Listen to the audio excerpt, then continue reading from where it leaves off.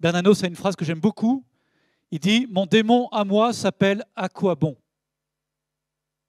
À quoi bon? Et ce à quoi bon, vous voyez, c'est ça qui suscite les ghettos. On se retire entre nous, sur les hauteurs, et on regarde ce monde se perdre, parce que ce monde nous désespère. Vous voulez lutter contre la pauvreté? Mais regardez, elle est partout. Elle est partout. On a l'impression de vouloir vider l'océan avec une petite cuillère. Vous voulez lutter pour la paix? Mais la violence est omniprésente. Vous voulez lutter pour le bien commun? Mais on n'a même plus la même définition du bien commun. La société est fracturée comme jamais. À quoi bon? Et c'est là où il faut répondre à cette objection profonde qui peut être vraiment pour moi c'est de l'ordre de la tentation, et comme prêtre aussi.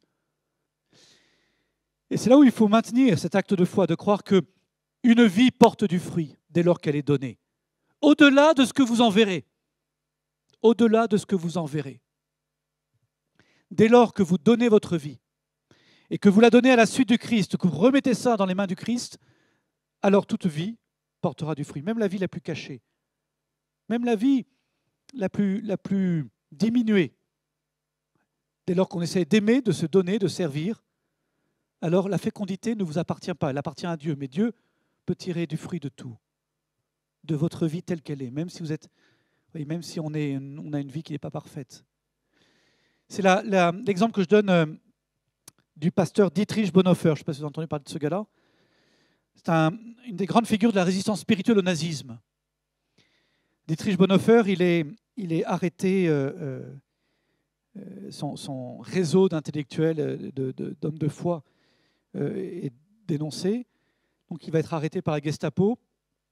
Il était allemand, hein, c'était une grande figure de la société allemande. Il est arrêté, dénoncé, condamné à mort, il va être décapité. Et au moment d'être décapité, un de ses bourreaux, sans doute assez ému par cet homme-là, lui tend un petit papier et lui dit « Écoutez, si vous voulez marquer quelques mots, je vous promets de les transmettre à votre famille. » Dietrich Bonhoeffer, il a marqué que 4 mots. La victoire est certaine. En fait, c'est ça l'espérance chrétienne. Il n'était pas dans le déni. À vue humaine, son pays était dans un chaos indescriptible, Hitler était encore au pouvoir, il allait finir sa vie dans une geôle de la Gestapo, dans une cave, décapité, il laissait une famille. À vue humaine, l'échec total.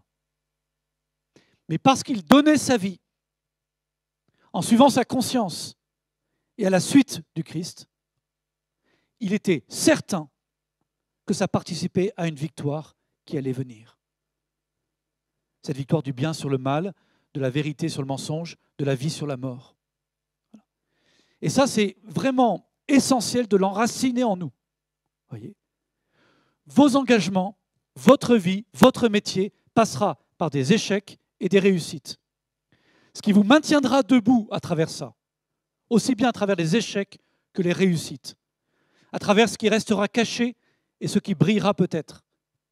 C'est la certitude que vous participez à une victoire qui vous dépasse.